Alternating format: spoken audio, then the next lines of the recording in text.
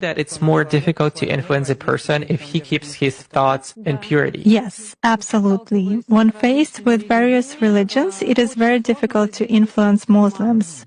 They are in a constant connection with the egregore. They do namaz every day and read prayers on a daily basis. They are constantly under some kind of a dome, so it is very difficult to influence them. When you start impacting a person, he begins to address in a prayer. Indeed, many of them are very different from those who come to church only when everything is bad in their life.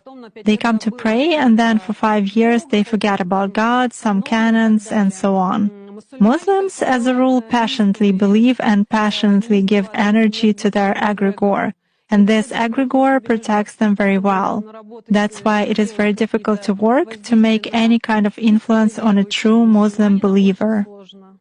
Is this some kind of a good egregore? Well, for them, yes. This egregore is good for adepts who contribute good energy to it. How do you sense it? For instance, you have found an energy trace of such person. What's next? Do you try to drag him somehow to visualize this threat and you fail? Or how do you do that? It disappears. I cannot get a grip on it. I focus on it, but something immediately knocks me out of the flow, just like that. Or I visualize a person in front of me clearly and can affect him even at a mental level, but some image is not created in my mind at all. I even look at a photo, reproduce an image, but it vanishes from my mind.